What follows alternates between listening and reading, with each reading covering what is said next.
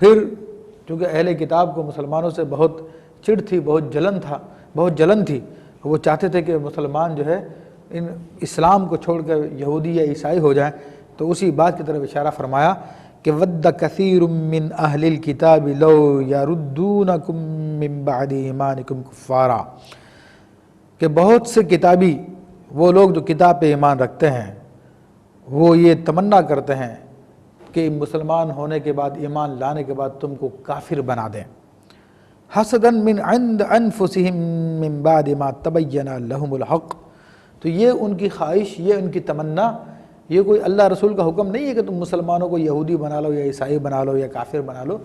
بلکہ یہ مسلمانوں سے جلنے کی وجہ سے، مسلمانوں کی حسد کی وجہ سے جو ان کے نفسوں میں پایا جاتا ہے، حالانکہ ان پر حق بات ظاہر ہو چکی ہے، اور حق بات ظاہر یہ ہو چکی تھی کہ ان کی کتابوں سے خود رسول اللہ صلی اللہ تعالی وسلم کی نبوت ثابت تھی۔ اس کے بارے میں علماء کرام نے شان نزول یہ لکھی کہ غزوہ احد کے بعد یہودیوں نے حضرت عمار ابن یاسر اور حضرت حذیفہ ابن یمان رضی اللہ تعالیٰ عنہ سے کہا کہ دیکھو اگر تم لوگ حق پر ہوتے تو تمہیں اتنا نقصان نہ اٹھانا پڑتا، تم لوگ دوبارہ سے یہودی ہو جاؤ۔ تو اس پر حضرت عمار ابن یاسر نے یہود سے پوچھا یہ تو بتاؤ کہ عہد شکنی کرنا تمہارے مذہب میں کیا حیثیت رکھتا ہے؟ تو اس پر یہود نے کہا کہ عہد شکنی کرنا بہت بری بات ہے اور بہت بڑا گناہ ہے۔ تو حضرت عمار ابن یاسر رضی اللہ تعالیٰ عنہ نے ارشاد فرمایا کہ میں نے محمد صلی اللہ تعالیٰ علیہ وسلم سے عہد کر لیا ہے کہ میں آپ پر ایمان کو قائم رکھوں گا اور کبھی بھی کفر کی طرف نہیں لوٹوں گا، اس لیے میں تمہاری یہودیت کی طرف نہیں آ سکتا۔ حضرت حذیفہ رضی اللہ تعالیٰ عنہ نے واضح لفظوں میں فرمایا کہ رضیت باللہ ربم و بالاسلام دینا، کہ میں اللہ کے رب ہونے پر راضی ہوا اور اسلام کے دین ہونے پر راضی ہوا اور محمد صلی اللہ علیہ وسلم کے نبی ہونے پر راضی ہوا اور قبلے اور خانہ کعبہ کے قبلہ ہونے پر راضی ہوا اور مومنین کے، مسلمین کے بھائی ہونے پر راضی ہوا۔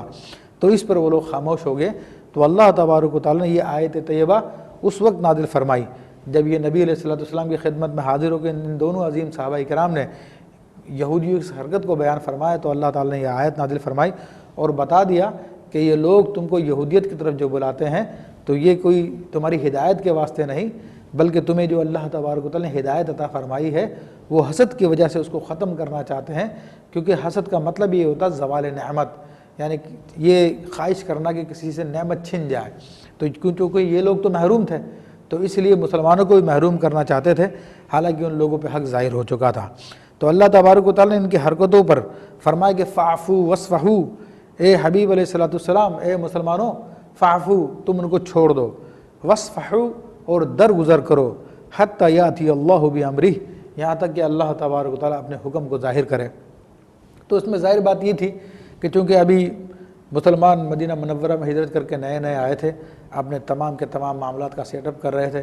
یہ منافقین اندرونی دشمن تھے جبکہ کھلے ہوئے دشمن کفار تھے، اور کفار مسلمانوں سے جنگ بھی کر رہے تھے، اور ایک وقت میں دو محاذوں کو شروع کرنا درست نہیں ہوتا، تو اس لیے کہا کہ پہلے بیرونی دشمنوں سے نپٹ لیا جائے تو اس کے بعد پھر اندرونی دشمنوں سے نپٹا جائے گا۔ تو اس لیے یہاں پر مسلمانوں کو اس کے بارے میں صبر کرنے کا حکم دیا، نظر انداز کرنے کا حکم دیا، اور فرمایا کہ ان اللہ علی کل شیء قدیر، کہ بے شک اللہ تبارک و تعالیٰ ہر شے پہ قادر ہے۔ یہاں پہ یہ اشارہ بھی کر دیا وہ چاہے تو ان یہود و نصارہ کو ابھی ختم فرما دے، لیکن وقت کا انتظار کرنے کا حکم دیا، اور پھر مسلمانوں کو حکم دیا وَأَقِيمُوا الصَّلَاةَ وَآتُوا الزَّكَاةَ، اے مسلمانوں تم نماز کو قائم رکھو اور زکوٰۃ ادا کرو،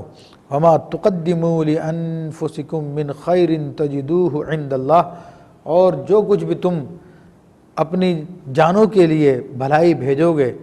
اللہ تبارک و تعالیٰ کے یہاں پر، تجدوہ عند اللہ، تو تم اس کو اللہ کے یہاں پہ پالو گے۔ آج جو تم نیکیاں کر رہے ہو، تم اپنے مال خرچ کر کے، اپنے جسم کو خرچ کر کے، اپنی محنت کو خرچ کر کے، انرجی کو، اپنی زبان کو استعمال کر کے جس قسم کی بھی نعمتیں کر رہے ہو، جس قسم کی بھی نیکیاں کر رہے ہو، یہ سب اللہ کے یہاں پہ ذخیرہ ہو رہا ہے۔